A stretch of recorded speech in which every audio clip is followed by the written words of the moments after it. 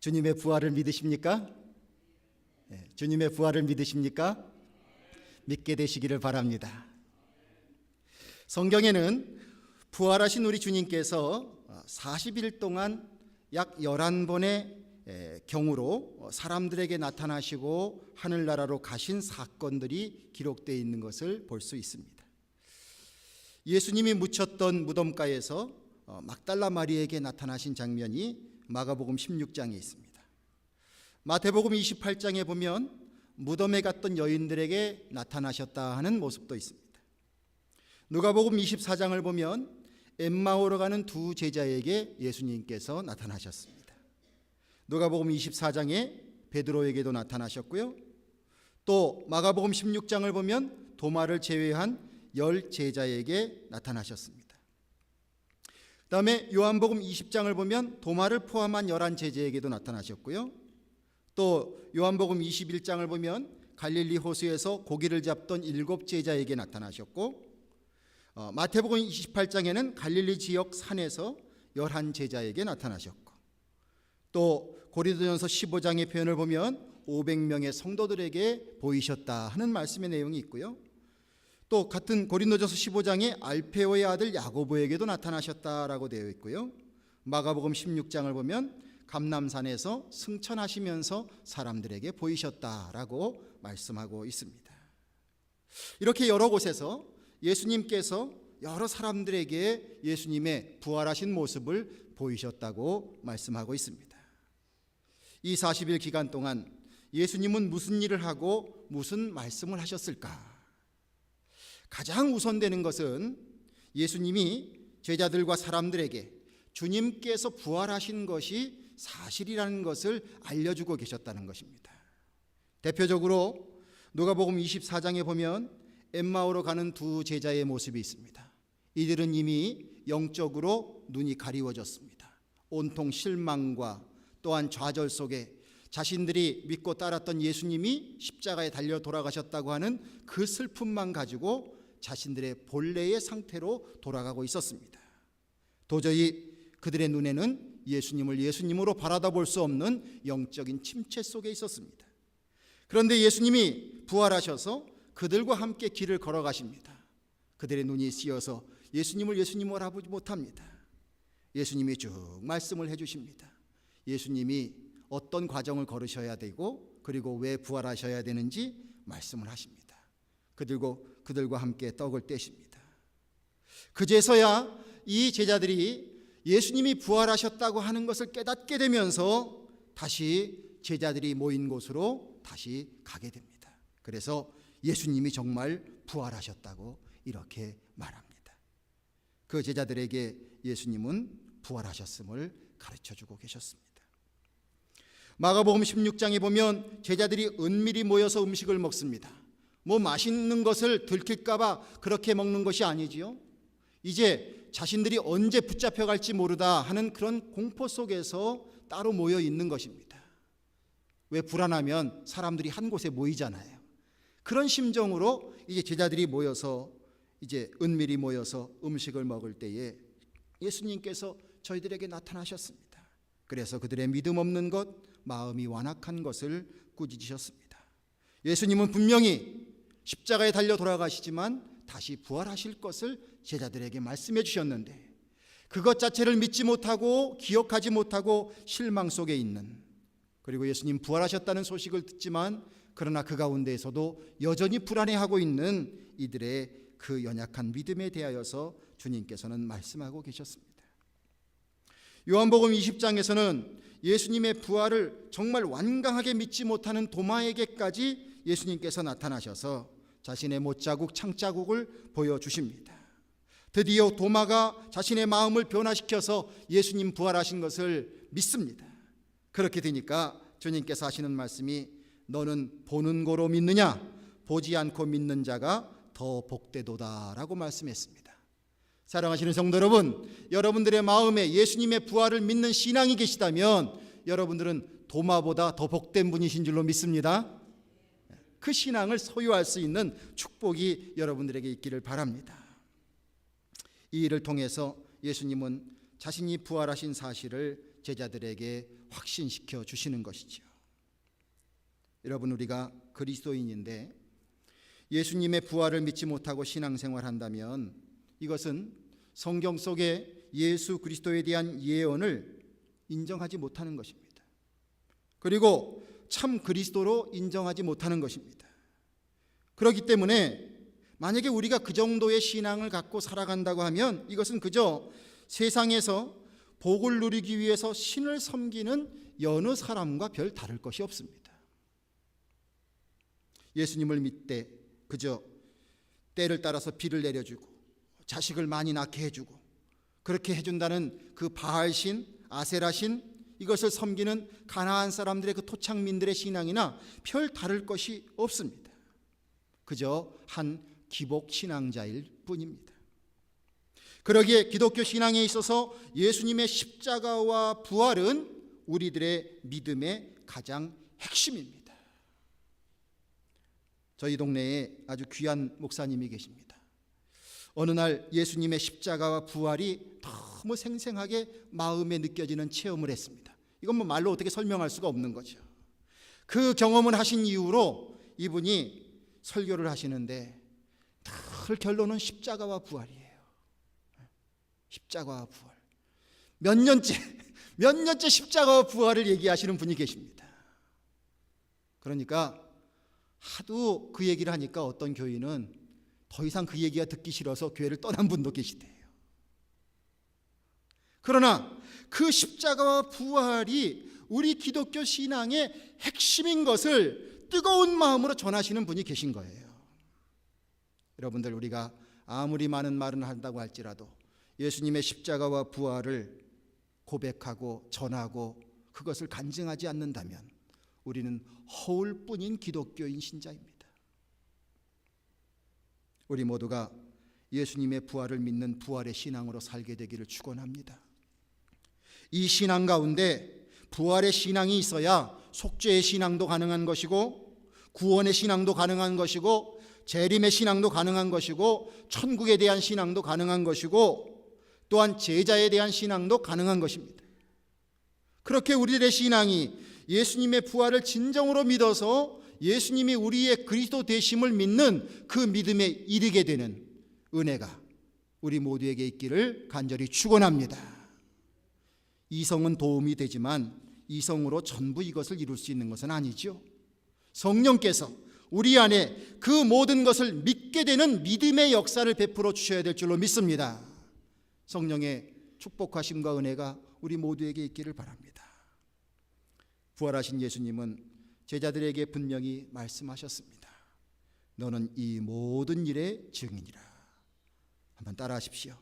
너희는 이 모든 일의 증인이라. 구약 성경에 예언된 인간을 구원할 그리스도에 관한 일, 이 일이 나사렛 예수님에게서 성취되었고 또한 이 모든 것을 목격하고 있는 제자들이 그 일의 증인이 되어야 된다고 말씀하고 계신 것입니다. 증인으로서 증인다운 역할을 하라는 것입니다. 모든 사건에서 증인의 역할은 참으로 중요합니다. 어떤 사람은 증인이 나와서 구사일생으로 소생한 사람이 있을 수 있습니다. 어떤 사람은 거짓 증인이 나타나는 바람에 억울한 옥살이를 하는 사람이 있을 수도 있습니다. 지금 이 순간에도 그 목격자, 그 증인을 애타게 찾고자 하는 사람이 있을 수도 있는 것입니다. 그런데 현실에서는 사실을 알고 있는 사람도 사실을 사실로 말하기는 쉽지 않습니다. 여러 가지 복잡한 일들이 많이 있습니다. 국회 청문회를 봅니다. 여러 사람들이 나와서 얼굴 표정 하나 안 변하고 위증할 때도 많이 있습니다. 나중에 다 거짓말인 것이 들통이 나는데도 그 순간에는 모릅니다. 아닙니다. 그렇지 않습니다. 이렇게 얘기합니다. 여러 가지 뒤에 작용되는 힘이 있기 때문일 것이죠. 특별히 박해를 받는 상황이라면 진실을 말하는 것이 더더욱 쉽지 않습니다. 큰 각오가 필요합니다. 옛날의 역사를 통해서 복음을 전하는데, 굿뉴스를 전하는데 그럼에도 불구하고 감옥에 갇히고 매를 맞고 또한 죽게 되는 많은 순교자들이 있었다는 것을 우리가 알게 됩니다. 지금도 많은 선교사님들이 여러 곳곳에서 선교를 합니다. 비교적 안정된 곳에서 하는 분들도 계시지만 굉장히 어려운 곳에서 하시는 분들도 계십니다. 그들이 얼마나 큰 위협을 받고 있는지 선교 보고의 소식들을 종종 듣게 됩니다. 복음, 우리가 그것을 듣고 믿으면 누구에게나 다 복된 소식을 전하는 것인데 왜 복음을 전하는 자들이 고난을 당합니까? 왜 그런 고난이 있게 됩니까?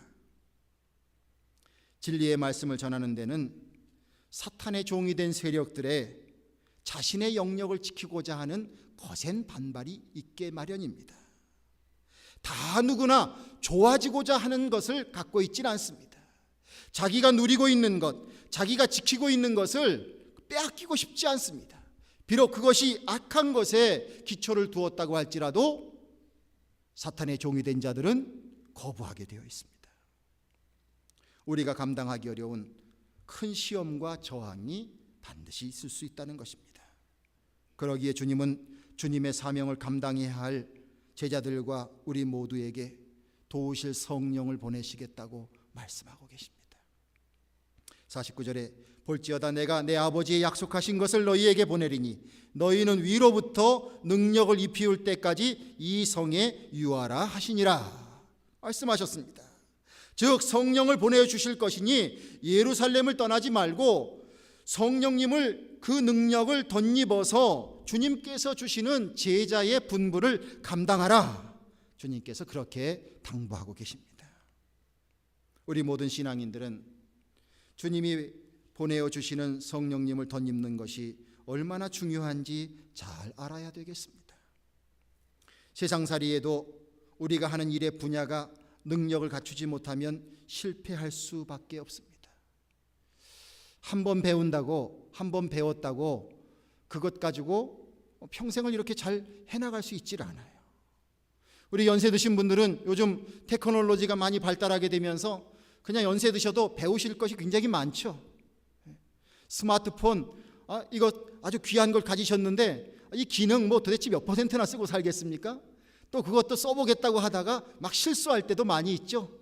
이 사람한테 보내야 될 얘기를 저 사람한테 보내기도 하고 막 해프닝들이 벌어지지 않습니까? 또 일하시는 일터에서는 어떠십니까? 계속 새로운 정보를 업데이트하지 아니하시면 거기서 살아남기가 쉽지 않은 것이 현실입니다. 의사 선생님들 이야기를 들으니까 연장 교육을 받으러 다니는 것을 게을리하면 이제 의료 사고나 이런 것이 있을 때 의사 선생님들이 보호받을 수 있는 의료보험 비싼 비용을 들고 그 보험을 들고 있는데 이 값이 아주 너무 올라간대요. 그래가지고 이게 수지타산이 맞지 않을 정도로 그렇게 곤란을 겪는답니다. 왜 그렇습니까? 새로운 지식 또한 잊어버릴 수 있는 그런 것들을 다시 리마인드 해줌으로 인해서 여러 가지 생길 수 있는 사고와 새로운 상황 속에서 잘 그 역할을 하게 하는 것입니다. 가끔 제가 어떤 연수를 다녀온다 그런 소식을 여러분들이 주보를 통해서 듣습니다. 연합감리교회 목회자는 이런 의무를 따라야 합니다. 4년에 100 contact hour 뭐 이렇게 표현합니다. 그런 그 시간에 연장 교육을 의무적으로 채워야 돼요. 그래서 매년 교단 본부에 보고를 합니다. 내가 한 해 동안 어떠한 연장 교육을 받았습니다. 이제 내년도에는 어떤 연장 교육을 받을 것입니다. 그렇게 해서 그 보고서를 제출합니다. 이것을 게을리하는 목회자는 파송에서 제외가 돼요. 그럴 정도로 연장 교육을 중요하게 생각하고 있습니다. 계속 자기 발전과 또한 달라지는 상황 속에서 준비를 해 나가라고 하는 것입니다. 여러분들 하물며 천하와 바꿀 수 없는 한 영혼을 구원하는 이 일을 위하여서 쓰임을 받아야 될 우리들입니다. 이런 우리들이 주님의 보내주시는 성령님을 덧입고 주님의 제자로 준비되지 못한다면 어떻게 제자라고 할 수 있겠습니까? 우리 앞에는 실패할 수밖에 없는 것입니다. 뭐 누구 한 사람을 전도하는 것에서 실패하는 것뿐만이 아니라 내가 그리스도인으로 살아가는 것에 있어서 실패할 뿐만이 아니라 우리에게 주신 귀한 직분을 감당하면서도 그런 일을 겪게 될 것입니다. 자, 여러분들 여러 가지 좀 더 중요하고 또 조금 덜 중요하고 또는 좀 다른 여러 가지 직분들을 여러분들이 갖고 계십니다. 직분자가 되고서 이름뿐인 직분자가 되고자 하는 사람이 어디 있겠습니까? 누구나 다 잘하고 싶고 좋은 성과를 거두고 싶을 것입니다.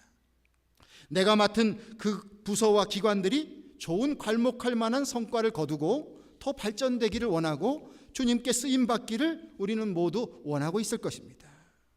그런데 여러분들 경험을 한번 비추어 보십시오. 우리의 마음 먹은 대로 다 그것이 그렇게 됩니까? 그렇지 않을 때가 더 있을 줄로 압니다. 열심히 하려고 하는데 난관에 부딪힐 때가 사실은 많이 있죠. 그러다 보면 마음에 실망도 생기고 원망도 생기고 불평도 생기는 거죠. 나는 열심히 해보려고 하는데 왜 안 도와주지? 왜 저렇게 안 도와줄까? 뭐 이게 내가 나의 이득을 위해서 이러는 것인가? 왜 안 도와주는 거야? 왜 협조를 하는 거야? 김 집사가 미워. 이 집사도 미워. 미워도 너무 미워. 어떻게 저렇게 방해를 할 수 있을까? 막 이런 생각이 들 수도 있는 거죠. 조금 더 그 마음이 더 커지면 목사님도 야속하다. 왜 나를 안 도와주시나? 이런 생각도 하게 됩니다. 불평이 생깁니다. 그런데 자명한 사실은 직분을 맡은 사람들이 서로 불평하기 시작하면 교회는 너무나 쉽게 혼란 속에 빠지게 됩니다. 교회가 직분을 맡은 내 자신으로 인하여서 몸살을 앓게 되는 경우도 허다해집니다. 여러분들, 그러기에 우리가 역경을 닥친다고 할지라도 그것을 이겨나가는 것이 우리에게 얼마나 중요한지 모릅니다. 어떻게 이겨나갈 수 있을까?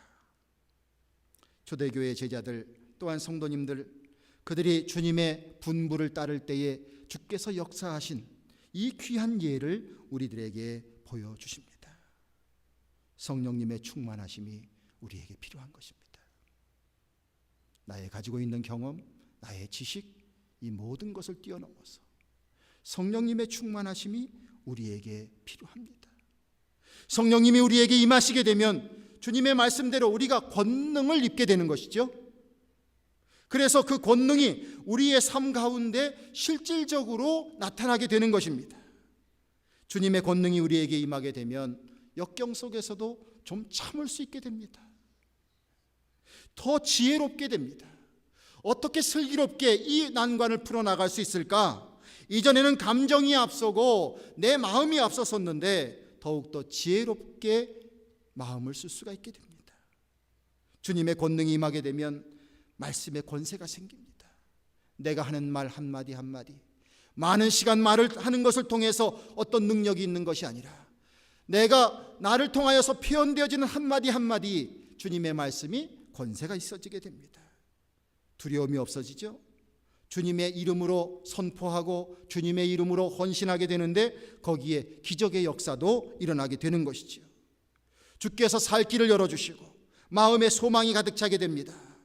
조금 남이 나를 속상하게 하고 내가 하고자 하는 대로 되지 않는다고 할지라도 바로 실망하고 바로 거두어들이고 바로 그만두고 이런 것이 아니라 마음에 소망을 갖고 어려우면 어려울수록 이 일이 정말 귀한가 보다, 정말 귀하기 때문에 이렇게 어려움이 생기나 보다, 이 마음 가지고 더 믿음으로 나갈 수 있게 되는 줄로 믿습니다. 우리 모두는 성령님을 사모하는, 성령님의 충만하심을 사모하는, 그리고 그 성령님의 인도하심을 따르려고 하는 그 마음으로 살아가는 우리 모두가 되기를 간절히 원합니다. 여러분들, 성령 충만 하는데 뭐 그거 어떻게 되는 겁니까? 뭐 생각만큼 잘 안 되네요. 누구는 됐다고 하는데 나는 왜 이렇게 안 되죠? 여러 가지로 그런 자괴감이 들 수도 있습니다. 내가 뭔가 잘못된 것인가? 이런 생각이 들 수도 있습니다. 그러나 세월이 변한다고 할지라도, 상황이 다르다고 할지라도 가장 중요한 것 하나가 있습니다. 성령 충만은 사모하는 마음에서부터 비롯되는 것입니다. 우리의 마음속에 나의 연약함을 인정하고 나의 부족함을 인정하고 주님, 내가 주님의 뜻대로 살기로 합니다. 주님의 사명자로 살기로 합니다. 주님의 뜻대로 쓰임받기로 합니다. 그러나 제게 능력이 부족합니다. 성령을 통해서 주님의 권능을 부어주신다고 약속하셨으니 주님 내게도 성령님 충만하게 하여 주시옵소서. 이 사모함, 이 간절함, 주님을 향한 성령님을 받고자 하는, 성령님으로 충만해지고자 하는 이 간절함, 이것이 있을 때에 우리 안에는 주님께서 부어주는 성령의 역사가 더 구체적으로, 더 강력하게, 더 확실하게 주님의 능력과 주님의 권능으로 임하게 될 줄로 믿습니다. 우리가 부흥하기를 원합니다. 그런데 여러분들, 부흥이 무엇입니까? 어떤 것이 진정한 부흥입니까? 그리고 그 부흥이 어떻게 간직될 수 있습니까?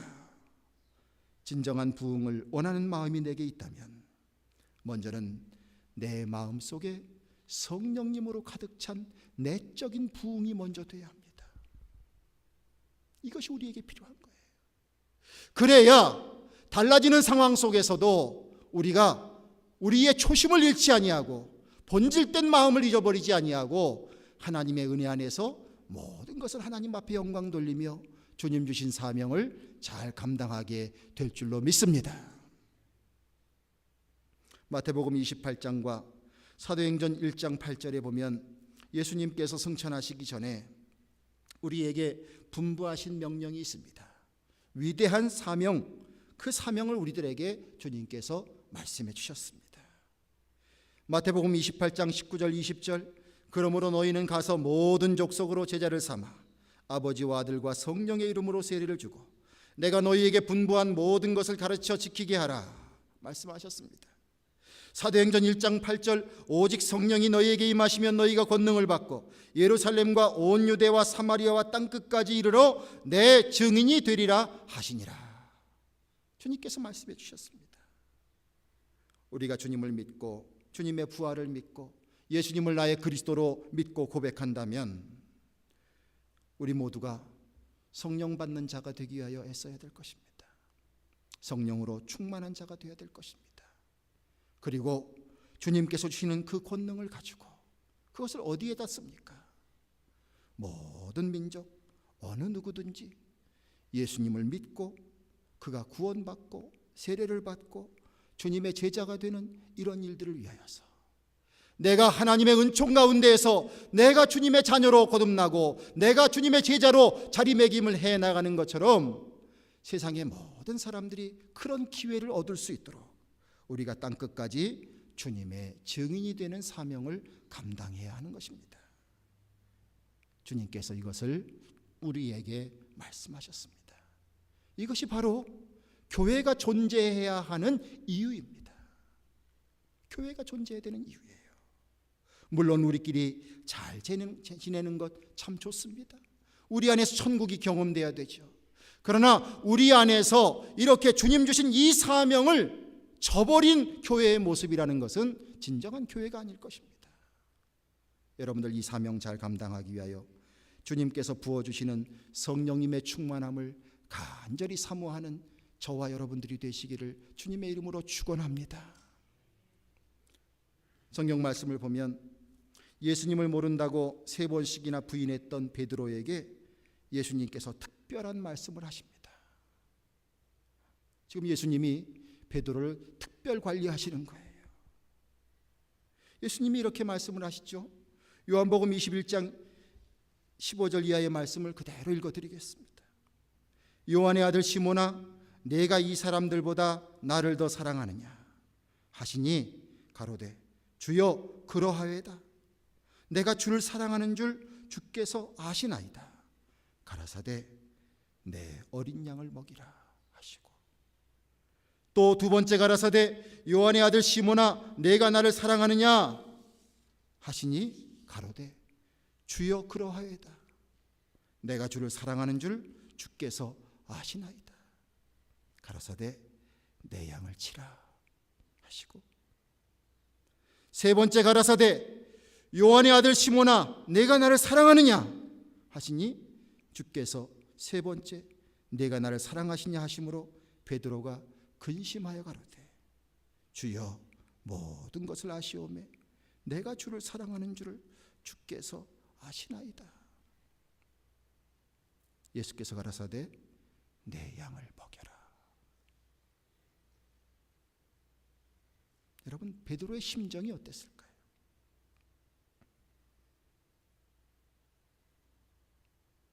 예수님의 이 말씀을 듣는 베드로의 심정이 어땠을까요? 깊은 찔림이 있었을 것이고 주님의 진정한 간절한 소원이 무엇인지를 너무너무 잘 느낄 수 있는 그 만남의 순간이었을 것입니다. 그래서 그런지 베드로는 그 이후로 주님이 약속하신 성령님을 기다리고 열심으로 기다리고 성령님을 충만히 받고 그리고 앞장서는 사람이 됩니다. 예수님 모른다고 뒤로 돌아서던 그가 그 예수님을 붙잡고 그 예수님의 복음을 붙잡고 앞장서는 사람으로 변화되기 시작합니다. 주님의 일을 열심히 합니다.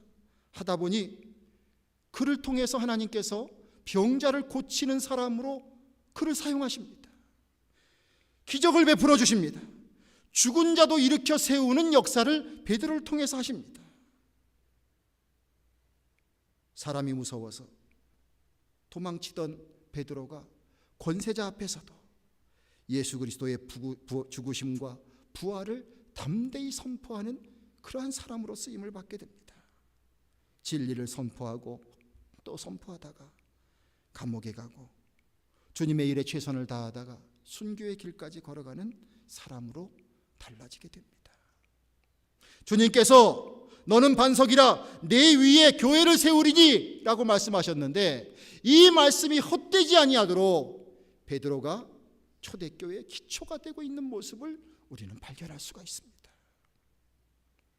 마치 반석과 같이 흔들림이 없는 사람이 되었습니다. 주님의 당부를 마음속에 새긴 위대한 믿음의 선열입니다. 성도 여러분, 죽음의 권세를 이기시고 소망을 주신 주님은 이렇게 말씀하셨습니다. 요한복음 14장 1절 이하에 너희는 마음에 근심하지 말라. 하나님을 믿으니 또 나를 믿으라. 내 아버지 집에 거할 것이 많도다. 그렇지 않으면 너희에게 일렀으리라. 내가 너희를 위하여 처소를 예비하러 가노니 가서 너희를 위하여 처소를 예비하면 내가 다시 와서 너희를 내게로 영접하여 나 있는 곳에 너희도 있게 하리라. 여러분들, 예수님은 지금 어디 계십니까? 부활하셨다가 다시 돌아가셨습니까? 죽으셨습니까? 우리 주님은 살아계신 주님이십니다. 우리가 거할 처소를 예비하시고 다시 오시겠다고 약속하셨습니다. 아니, 성령의 모습으로 지금 우리와 함께 하십니다. 그 가운데 우리에게 당부하십니다. 너희는 이 모든 일의 증인이 되라. 이 모든 일의 증인이 되라 말씀하십니다. 주께서 다시 오실 그날에 우리는 예수님께서 부활하셔서 귀한 영체가 되셨듯이 우리도 그와 같은 소망으로 우리를 참여시켜 주실 것입니다. 하나님의 영광, 그 영광이 우리를 통하여 드러나실 수 있도록 우리를 귀하고 아름다운 존재로 만들어 주실 것입니다. 성령님 충만해지기를 고대합시다. 그래서 우리들의 삶의 모습을 통하여 예수님이 우리의 진정한 그리스도시요, 인류를 구원하신 그리스도시요, 예수 그리스도께 소망이 있다는 것을 증거할 수 있는 우리가 되길 바랍니다. 우리는 능력이 없지만 그러나 성령께서 함께 하시면 땅끝까지 나가 주의 복음을 증거하는 우리가 될 수 있을 줄로 믿습니다. 여러분들 주변에 가까이에 정말 아직도 주님을 그리스도로 고백하지 못하는 많은 분들이 있을 것입니다. 그분들에게 예수님이 그리스도이신 것을 증거하는 것은 여러 가지 방법과 기회가 있을 것입니다. 주님께서 지혜를 주실 것입니다. 중요한 것은 예수님이 나를 구원해 주셨다고 하는 그 은혜에 대한 기쁨과 확신이 내게 있어야 될 것이요, 또한 주님께서 그러기에 당부하신 증인이 되라고 하시는 이 말씀 속에서 성령님을 덧입고 그 가운데에서 이 사명 감당하기 위하여 우리의 생애가 쓰임받기를 소원하는 우리 모두가 되기를 바랍니다. 하나님의 자녀로서, 그리스도의 제자로서 쓰임받을 수 있다고 하는 것은 우리가 이 세상에서 누릴 수 있는 최대의 특권이요 행복인 줄로 믿습니다. 여러분들 이 마음 가지시고 너무 작은 일에 연연하지 마시고, 너무 이 땅의 것에만 연연하지 마시고, 하나님 부어주시는 그 말씀 안에서 그 나라와 그 일을 위하여 헌신될 수 있는 우리 모두가 되어서 우리가 진정으로 주님의 부활하심과 역사하심과 우리 주님이 진정한 그리스도 되심을 증거하는 그 증거자로서의 한평생의 삶을 살아가는 이 일에 쓰임받는 우리 모두가 되기를 주님의 이름으로 축원을 드립니다. 기도하겠습니다. 주님 감사합니다.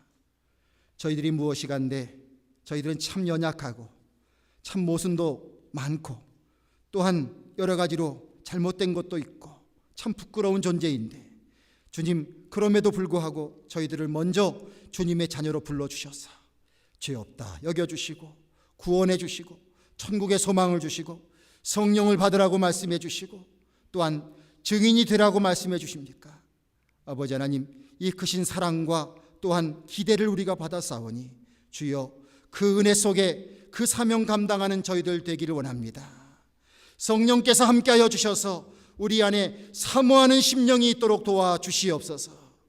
연례적으로 치른 부활절을 보낸 저희들이 아니라 예수 그리스도께서 우리를 위하여서 죽어주시고 또한 우리들의 부활의 소망이 되신 진정한 그리스도 되심을 다시 한번 마음속에 새기면서 주여 우리도 그 복되고 감격스러운 이 굿뉴스를 세상에 증거할 수 있는 증인의 삶을 살아갈 수 있도록 저희들 지켜주시고 은혜 베풀어 주시옵소서.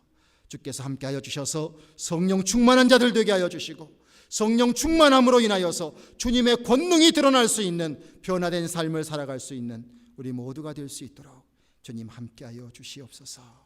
우리 주 예수 그리스도의 이름을 받들어 간절히 기도드리옵나이다. 아멘.